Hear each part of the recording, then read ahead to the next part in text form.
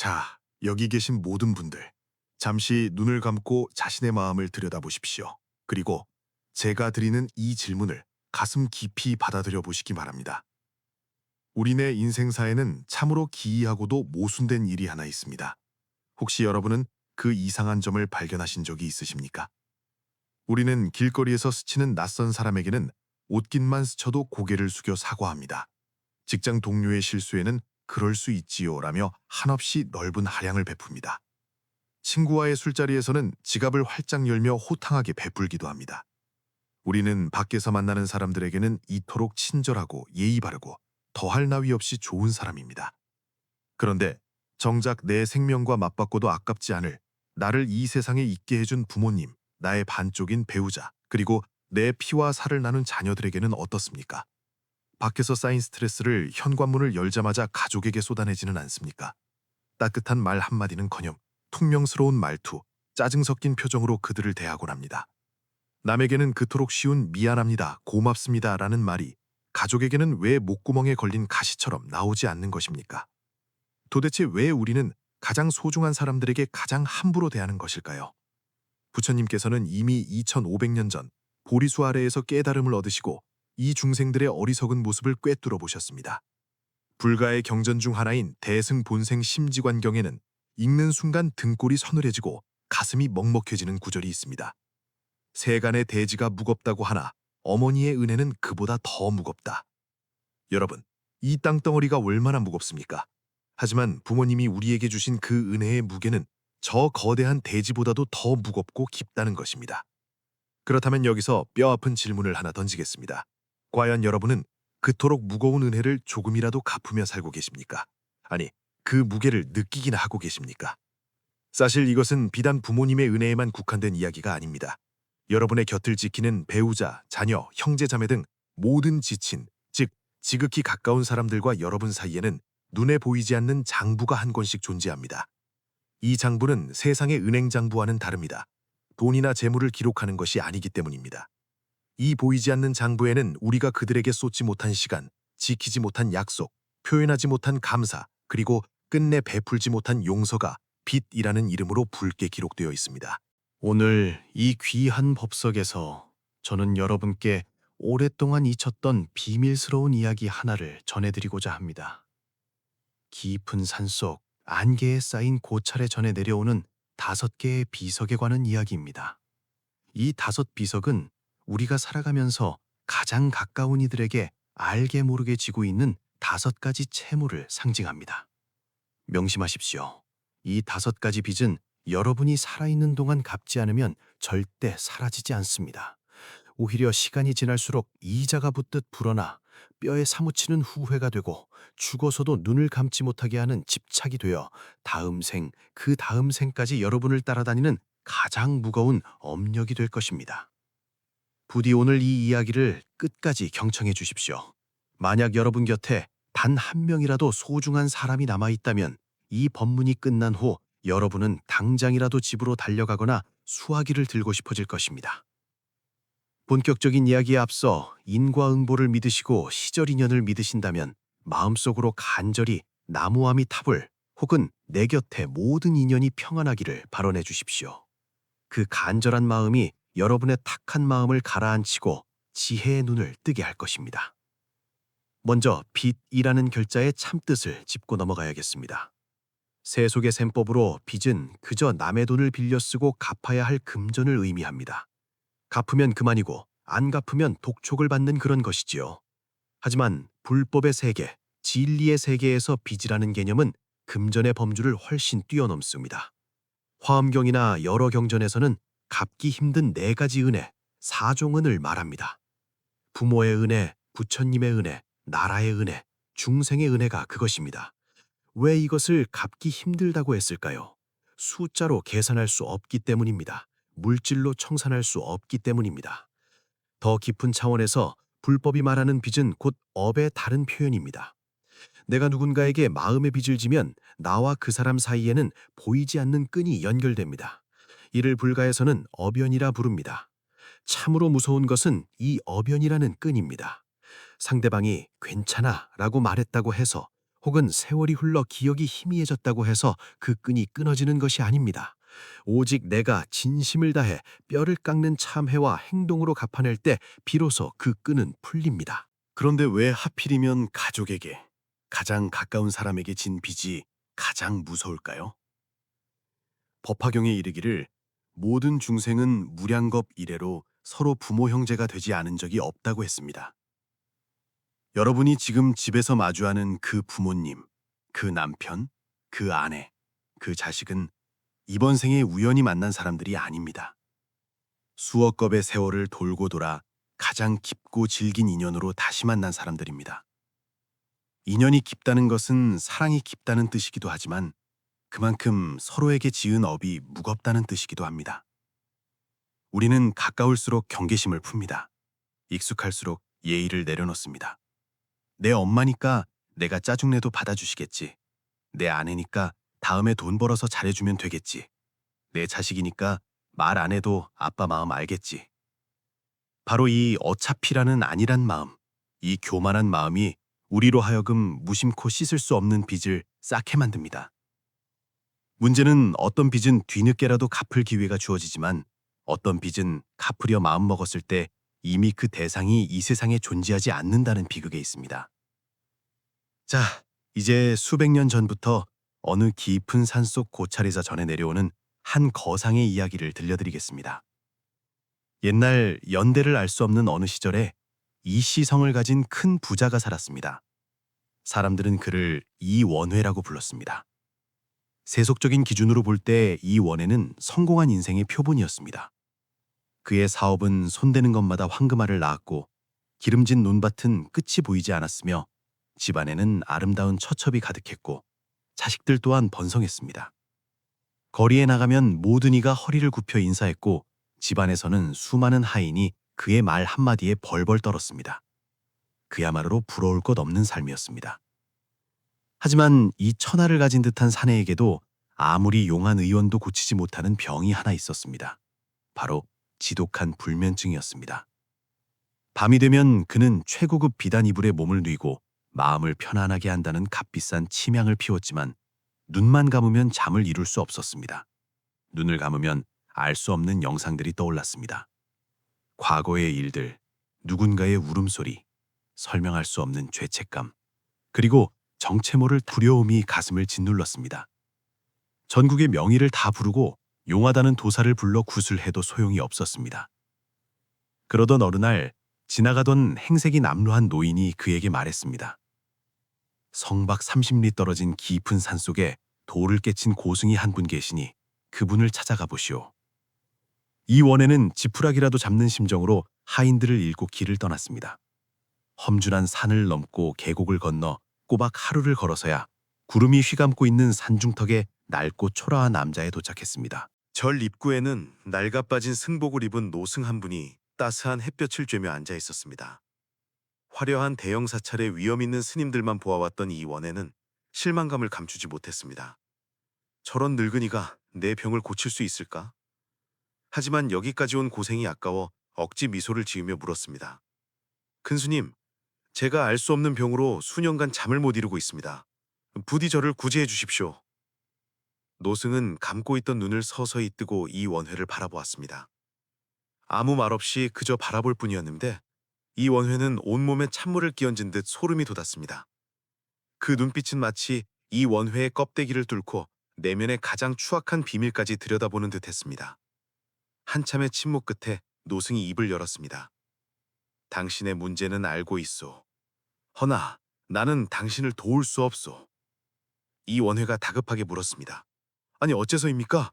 돈이라면 얼마든지 드리겠습니다. 돈이 문제가 아니오. 당신은 빚이 너무 많기 때문이오. 빚더미에 깔려 숨을 못 쉬는데 어찌 잠이 오겠소. 이 원회는 기가 찼습니다. 스님, 사람을 잘못 보셨습니다. 저는 천하의 거상 이원회입니다. 저는 평생 누구에게 돈을 빌린 적도 없고 설사 빌렸다 해도 몇 배로 갚았습니다. 저는 빚이 없습니다. 노승은 고개를 가로저으며 자리에서 일어났습니다.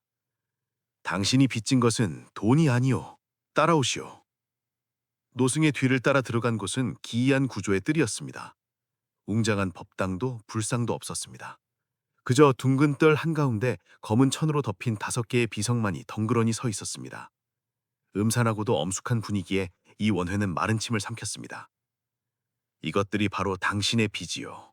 당신이 매일 밤 잠 못 드는 이유이지요. 노승은 첫 번째 비석 앞으로 다가가 검은 천을 확 걷어냈습니다. 비석의 표면은 거울처럼 매끄러웠는데 그 안에서 기이하게도 살아있는 영상이 움직이기 시작했습니다. 낡고 허름한 시골집, 희미한 기름 등잔 아래 두 노인이 앉아 있었습니다. 앙상하게 마른 손, 깊게 패인 주름. 이 원회는 숨을 멈췄습니다. 10여 년간 찾아뵙지 않은 자신의 부모님이었습니다. 젊은 시절 성공하겠다며 고향을 떠난 후 그는 사업에 바빠, 접대에 바빠 명절에도 내려가지 않았습니다. 돈 좀 벌었다고 하인을 시켜 돈보따리나 인삼, 녹용 같은 것을 보냈을 뿐입니다. 돈 보냈으니 효도 다 했다고 생각했습니다. 그림 속의 노모가 문 밖을 내다보며 중얼거립니다. 우리 아들 많이 바쁘지? 밥은 잘 먹고 다니려나? 이번 설에는 오려나? 옆에 있던 노부가 말합니다. 냅둬라. 큰일하는 놈이다. 우리가 가서 방해하면 안 돼. 소식 없는 게 희소식이지. 노승이 옆에서 나직이 말했습니다. 보시오. 부모님은 당신이 보낸 돈 한 푼도 쓰지 않고 장롱 깊숙이 넣어두었어. 그분들이 원한 건 돈이 아니라 당신의 얼굴, 당신의 목소리였어. 당신은 나중에 성공하면이라고 미루었지만 부모님의 시간은 당신을 기다려주지 않았어. 그들은 자식에게 짐이 될까봐 보고 싶다는 말조차 삼키고 있어. 이것이 첫 번째 빚, 양육의 빚이요. 이 원회는 가슴이 미어지는 것 같았습니다. 자신이 보낸 돈이 효도가 아니라 부모님을 더욱 외롭게 만든 차가운 쇳덩어리였음을 깨달은 것입니다. 이어서 두 번째 비석의 천이 벗겨졌습니다. 그곳에는 한 여인이 창가에 앉아 바느질하고 있었습니다. 화려한 비단 옷이 아는 수수한 무명옷을 입은 여인, 그의 조강지처였습니다. 이원회가 아무것도 없던 시절 그 가난을 함께 견디며 그를 뒷바라지했던 아내. 그는 성공하면 아내에게 호강시켜주겠다고, 꼭 바다를 보여주겠다고 맹세했었습니다. 하지만 부자가 된 후 그는 첩들을 들이고 기생집을 드나들며 아내를 뒷방 늙은이 취급했습니다. 영상 속의 아내는 바늘을 멈추고 창밖의 달을 보며 눈물을 훔치고 있었습니다. 그녀는 남편이 홀레 때 써주었던 시를 나지익이 읊조리고 있었습니다. 사군여 만월, 야야 감청휘. 낭군을 그리워함이 보름달과 같아서 밤마다 그 맑은 빛이 줄어만 갑니다. 노승이 호통치듯 말했습니다. 이것은 동반의 빚이요. 당신은 비단옷과 보석을 던져주고 할도리를 다 했다고 생각했겠지. 허나 아내가 진정 원한 것은 당신의 따뜻한 눈길, 함께 밥을 먹는 시간, 약속했던 바다 여행이었소. 당신은 가장 가까운 사람의 외로움을 방치한 죄인이요. 세 번째 비석에는 한 소년이 등장했습니다. 큰 나무 아래 서서 하염없이 서당 쪽을 바라보는 15살 소년, 바로 그의 아들이었습니다. 이원회는 기억해냈습니다. 그날은 아들의 서당 평가회가 있던 날이었습니다. 아들은 이번에 장원하면 아버지가 꼭 와주세요 라고 간청했고 그는 건성으로 그러마 하고 약속했습니다. 하지만 그날 큰 거래처 손님이 오자 그는 하인을 시켜 비싼 벼루 하나를 선물로 보내고 가지 않았습니다. 영상 속 아들은 친구들이 아버지 손을 잡고 들어가는 모습을 부러운 눈으로 바라보다가 하인이 전해준 벼루를 받아들고는 고개를 푹 숙였습니다. 아들의 눈동자에서 빛이 사라지고 그 자리에 깊은 불신과 실망이 자리 잡는 것이 보였습니다. 이것은 신의의 빚이요. 노승이 말했습니다. 아이에게 부모의 약속은 세상의 법칙과도 같소. 당신이 약속을 어길 때마다 아이의 세상은 무너져 내렸소. 당신은 돈으로 때우려 했지만 아들은 아버지를 거짓말쟁이로 기억하게 되었소. 신뢰를 잃은 부모가 자식에게 무엇을 가르칠 수 있겠소? 네 번째 비석은 수많은 장면이 어지럽게 겹쳐 있었습니다. 아내가 늦은 밤까지 남편을 위해 켜둔 등불, 부모님이 텃밭에서 가꾼 채소를 싸서 보내주신 꾸러미, 아들이 서툰 솜씨로 쓴 편지, 하인들이 그의 건강을 걱정하며 끓인 차. 이원회는 이 모든 것을 당연하게 여겼습니다. 내가 돈을 벌어다 주니까, 내가 주인이니까 당연히 받아야 할 대접이라 생각했습니다. 노승이 준엄하게 꾸짖었습니다. 이것은 감사의 빚이요. 이 세상에 당연한 것은 아무것도 없소. 아내의 내조도, 부모의 사랑도, 자식의 존경도, 아랫사람의 충성도 모두 그들의 마음에서 우러나온 선택이요. 당신은 그들의 호의를 권리로 착각하고 고맙다는 말 한마디 인색하게 굴었소. 그 오만함이 바로 가장 큰 빚이요. 마지막 5번째 비석. 이원에는 보기가 두려웠습니다. 천이 거치자 흉측하게 일그러진 얼굴로 소리를 지르고 있는 자기 자신의 모습이 보였습니다. 그리고 그 맞은편에는 고개를 숙인 채 눈물을 흘리는 남동생이 있었습니다. 10수년 전 유산 문제와 사업 지분 문제로 다투다가 다시는 내 눈에 띄지 말라며 동생을 내쫓았던 날이었습니다. 그 후 동생은 몇 번이나 화해를 청하는 편지를 보냈지만 이원에는 듣지도 않고 찢어버렸습니다. 그는 자신이 피해자라고 동생이 배은망덕하다고 믿고 살았습니다. 하지만 비석은 진실을 보여주었습니다. 동생은 형에게 쫓겨난 후 병을 얻어 알아누웠습니다. 영상이 바뀌어 동생의 임종 순간이 나타났습니다. 동생은 숨을 거두며 아내에게 말했습니다. 형님께 전해다오. 내가 부족해서 미안했다고.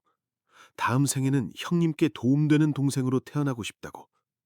이원에는 비석을 붙잡고 통곡했습니다. 동생은 이미 3년 전에 세상을 떠났던 것입니다. 자신이 그토록 미워하고 원망하는 동안 동생은 형을 그리워하다 죽었습니다. 이것은 용서의 빚이자 집착의 빚이요. 노승의 목소리가 슬프게 울렸습니다. 당신은 용서하지 않음으로써 동생을 벌준다고 생각했겠지. 허나 보시오. 고통받은 건 누구오? 동생은 이미 다 내려놓고 떠났소. 그 원망과 미움의 감옥에 갇혀 매일 밤 잠 못 이룬 건 바로 당신 자신이요. 이원에는 땅바닥에 머리를 찌우며 오열했습니다. 스님, 제가 잘못했습니다. 제가 헛살았습니다. 이 빚을 어찌 다 갚습니까? 이제 부모님도 늙으셨고 동생은 죽었고 아내와 아들은 마음을 닫았습니다. 너무 늦은 것 아닙니까? 노승은 자비로운 눈빛으로 그를 일으켜 세웠습니다. 늦었다고 생각할 때가 가장 빠를 때요. 마음의 빚은 돈이 아닌 마음으로 갚는 법이요. 양육의 빚은 지금 당장 찾아가 손을 잡아드리는 것으로 갚으시오. 동반의 빚은 아내의 눈을 바라보고 이야기를 들어주는 시간으로 갚으시오. 신의의 빚은 지금이라도 아들에게 사과하고 작은 약속부터 지키는 것으로 갚으시오. 감사의 빚은 따뜻한 말 한마디로 갚으시오. 용서의 빚은 이미 떠난 동생을 위해 진심으로 참회하고 남은 조카들을 돌보는 것으로 갚으시오. 가서 행하시오. 이것만이 당신이 살 길이오. 이원에는 산을 내려왔습니다. 그리고 그는 완전히 다른 사람이 되었습니다. 사업은 지배인에게 맡기고 고향으로 내려가 노부모님을 모시며 직접 밥을 짓고 발을 씻겨드렸습니다. 아내와 약속했던 바다 여행을 떠나 아내의 손을 잡고 펑펑 울며 미안하다 말했습니다. 서먹해진 아들과는 함께 말을 타고 낚시를 하며 못다한 아버지 노릇을 했습니다. 동생의 무덤 앞에서는 며칠을 꿇어 엎드려 사죄하고 조카들을 친자식처럼 거두었습니다. 몇 년 후 이원해라 세상을 떠날 때 그의 얼굴은 그 어느 때보다 평온했습니다. 그는 마침내 모든 빚을 갚고 가벼운 마음으로 눈을 감은 것입니다. 여러분, 이야기는 여기서 끝이 났지만 이제 진짜 이야기는 여러분의 삶 속에서 시작되어야 합니다. 제가 왜 굳이 이 5가지 빚을 불법의 이치와 연결하여 말씀드렸겠습니까? 첫째, 양육의 빚은 우리 육신의 근원에 대한 예의입니다. 부모 은중경에 이르기를 어머니가 아이를 잉태하여 낳고 기르는 동안 서말 서대의 응혈을 흘리고 8섬 너말의 젖을 먹인다고 했습니다. 이 빚을 잇는 것은 인간이기를 포기하는 것입니다. 둘째, 동반의 빚은 수행의 장소가 어디인지를 일깨워줍니다. 불법에서는 직심이 도량이라 했습니다. 멀리 산속 절간만이 수행처가 아닙니다. 매일 마주하는 가족, 특히 배우자를 부처님 대하듯 공경하는 것이 진정한 수행입니다. 가족 하나 편안하게 해주지 못하면서 중생을 구제하겠다는 것은 어불성설입니다. 셋째, 신의의 빚은 구업, 즉 입으로 짓는 업을 경계하는 것입니다. 자식에게 거짓말을 하고 약속을 어기는 것은 망어죄를 짓는 것입니다. 가장 순수한 영혼인 아이에게 불신을 심어주는 것은 그 아이의 미래를 망치는 무거운 죄업입니다. 넷째, 감사의 빚은 의업, 즉 마음의 작용입니다. 감사는 탐욕과 성냄과 어리석음, 즉 탐진치 삼독을 녹이는 가장 강력한 해독제입니다. 당연하다는 오만을 버리고 고맙습니다라고 할 때 우리의 업장이 녹아내립니다. 다섯째, 용서의 빚은 집착을 놓는 방아착의 가르침입니다. 미움은 불타는 쇳덩이를 맨손으로 쥐고 있는 것과 같습니다. 남에게 던지려 하지만 결국 화상을 입는 것은 나 자신입니다. 이 5가지 빚은 여러분의 아레아식, 즉 모든 업을 절장하는 마음의 창고에 고스란히 저장됩니다. 이 업의 씨앗들은 절대 사라지지 않고 다음 생으로 이어집니다. 보살은 원인을 두려워하여 처음부터 빚을 짓지 않으려 노력하지만 우리 같은 중생은 결과가 닥쳐서야 고통스러워하며 후회합니다. 자, 이제 결론을 맺겠습니다. 혹시 지금 이 이야기를 듣고 가슴 한구석이 찔리거나 마음이 무거우십니까? 누군가의 얼굴이 떠올라 괴로우십니까? 그렇다면 축하드립니다. 여러분은 아직 늦지 않았습니다. 빚이 있다는 사실을 자각하는 그 순간이 바로 빚을 갚기 시작하는 첫걸음이기 때문입니다.